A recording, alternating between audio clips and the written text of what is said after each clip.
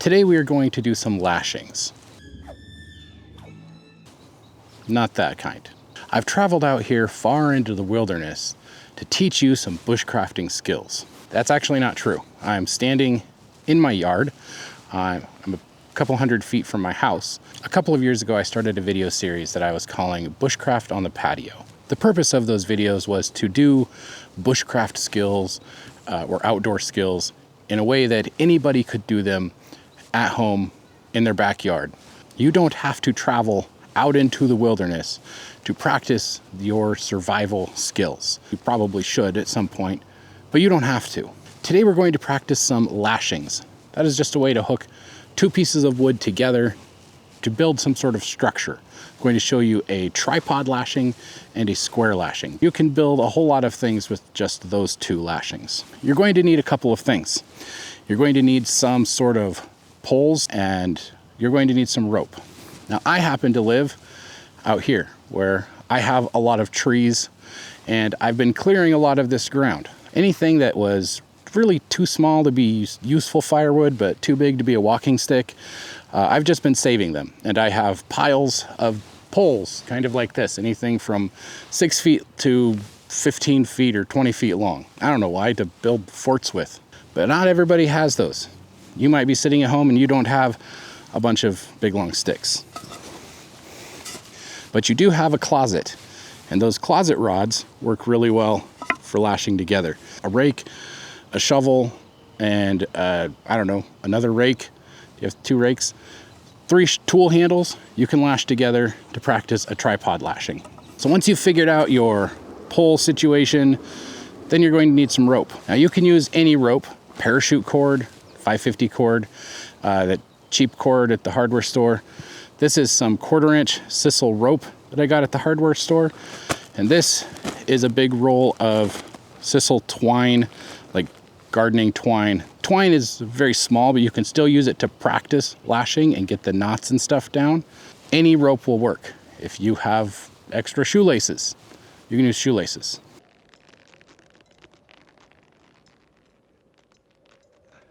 So here's the 3 poles I have to do a tripod lashing.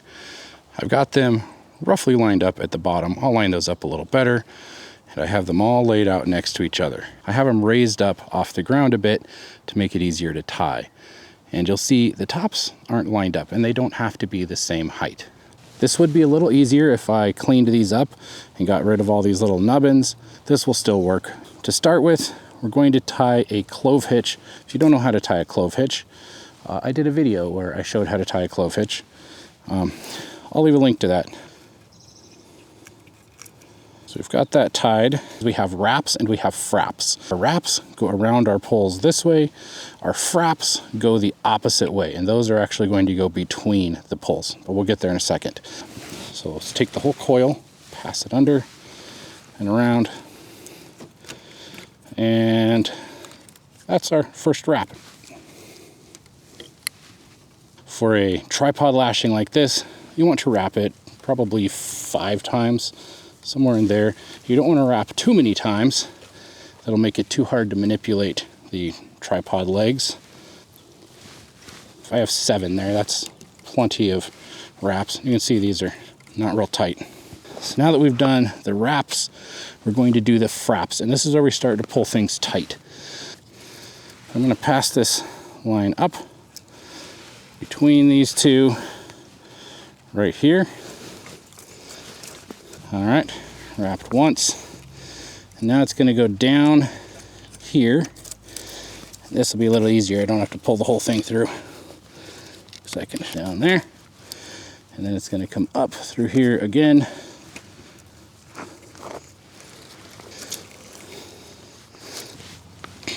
And pull that kind of tight.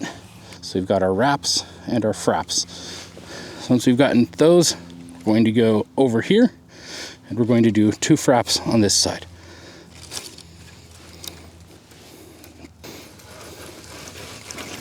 We're going to finish by tying another knot.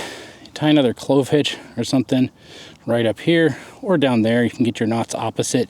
Depends on how nice and neat and organized you want this to look.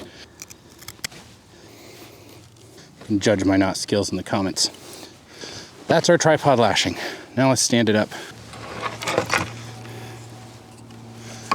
Pull the center pole out. One that way, one this way. As you move these out, the lashing will get tighter. And there we go. There's our tripod. And that's our lashing. So now that we've built a tripod, the next thing we're going to do is a square lashing. Now, square lashing is to hold poles together at a right angle. There are two ways to do a square lash. One way is a little faster than the other. Neither way is wrong. I'm going to show you both ways. We're going to do one on each end of the stick. We're going to start once again with a clove hitch. Now, square lash is going to be very solid, so we want to pull all of this very tight. And this is pretty simple, actually. We're just going to go over, under, like that. Behind this one, in front, and behind. So this completes one wrap, and then we just bring our rope around in front here, and we're going to do it again. For a square lash, we're going to do this 3 times. You could do it 4 times, and we'll just keep these as neat as we can, and we're going to pull these as tight as we can because we want this lash to be very strong. Get these real tight. Now we're going to do our fraps. We're going to go this way around these ropes, and what those are doing is tightening that rope and really binding this together. Just take this and we'll go over the top around this way. You can see it goes across the ropes here, under here,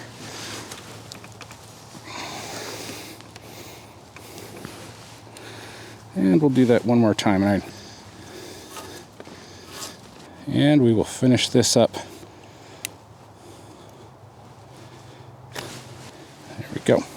Now let's move over and we'll tie the other side, and I'll show you another way of doing this lashing. This method of lashing is a little bit faster, kind of. You either have to know the length of the rope you need or have pre-cut pieces of rope, something like that, if you're doing this style of lashing. I'm just gonna use the rope that I have left here. Fine, this is probably way too much rope because these are pretty skinny little piece of sticks here, but I'm just gonna find the center of my rope here. I have some twine on here, let me cut that off. This was to hold it up while I lashed the other end. So I've got the center of my rope. I'm just gonna put it behind this one. I've got the center right here around this one. So I'm gonna set this one here. And now I'm just going to take both ends. I'm going to pass them over on either side and crisscross in the back. There we go. And that's my first wrap. Now I just go down, under, and crisscross down here behind. And I'm going to pull both of these around. And I'm going to come back up, bring them back behind, and cross them in the back. Now to do the fraps, we're just going to cross them. And you guessed it, crisscross and go down. And then we're going to cross and come back up. To finish it, we'll just take these two ends and we're going to tie these together with a square knot.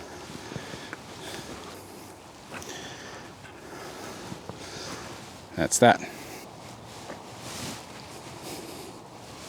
Now you know how to do a tripod and a square lashing, so you too can build a rickety tripod. This tripod lashing, it could have been a little tighter.